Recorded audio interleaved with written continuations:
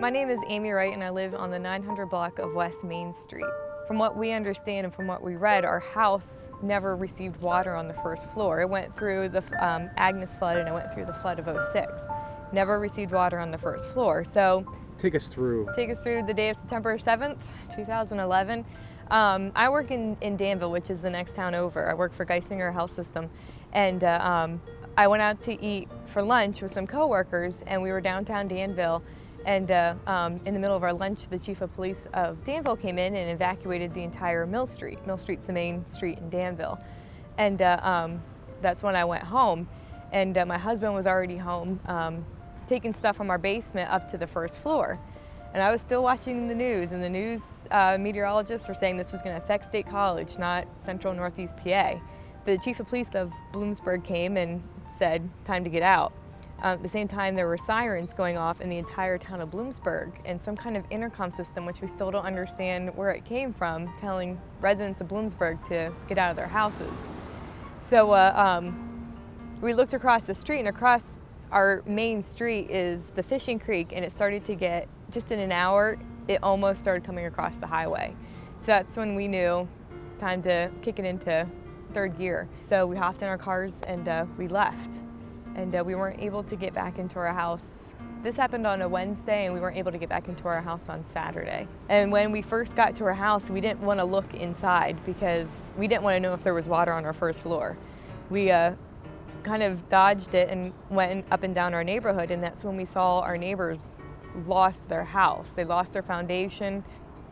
What happened was that's where the currents were going through. Those were the main currents from the flood. So the house that's completely off the foundation, that's where the main current was going through. So what happened was that when that current took out that house was bobbing and weaving in between two houses, so it destroyed the two houses on either side. And then finally when the water receded, it went back. But when we first walked in our house, the thing that got us the most was our 2.5-year-old little girl's toys, like her first baby dolls, her first Barbies, her favorite books. Like, we can always replace favorite books, but we can't replace her first favorite books or her first babies. Those were scattered everywhere, and all of our furniture was just, it was very intrusive. We felt like somebody broke into our house and had their fun time in our house, but it was floodwater. Before this, when you think of a flood, you just think of water.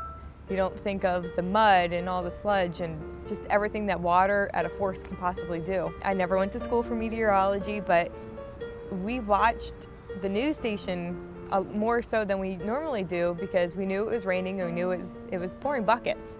And the news stations, they were saying State College, State College, State College. And Shane and I, my husband, even looked at each other and were like, God, we're not living in State College. Looking back, if we even had 5 hours to plan for this, we could have saved a lot of memories. We could have saved a lot of our stuff.